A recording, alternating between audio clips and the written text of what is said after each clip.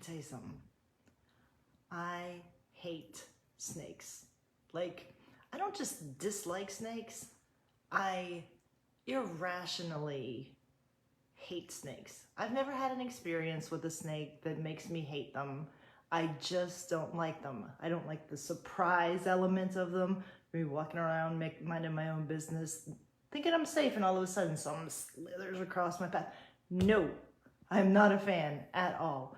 So I was house sitting, and my friends have a koi pond and a beautiful garden with waterfalls over some rocks and everything.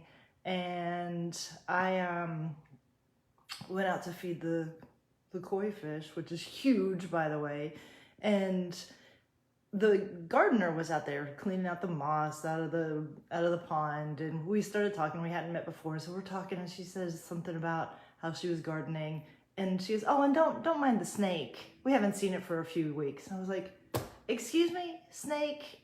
And in that moment, my entire experience shifted. Before, I would go out and I would be excited about listening to the water and sitting next to the pond and watching the fish do tricks, or this 20-pound koi fish try to hide his head under a rock like I wasn't gonna see him.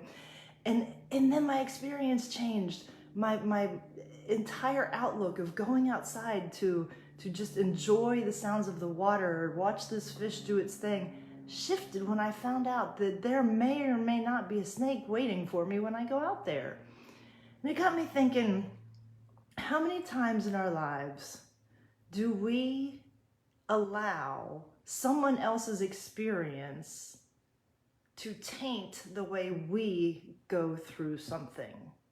Had I not known that there was a snake that hung out there, I would have not been afraid. Now when I go out, I'm keeping both eyes out in case it's there, and I'm like, oh, so I'm already afraid of something that may or may not ever happen to me. I may never experience the presence of the snake, who had 5 babies, by the way, but that's a whole other story. So I really wonder how many of us have gone through our lives with someone else's fear.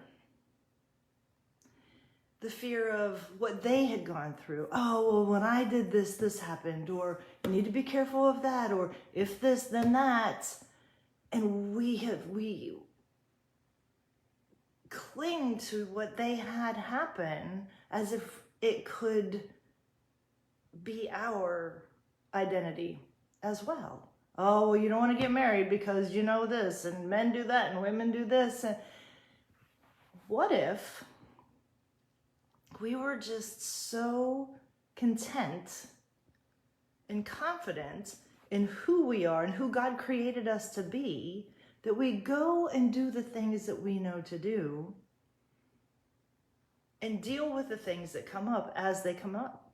Not fearing failure, not fearing what someone else may say, not fearing that I may not be as good or that I don't matter.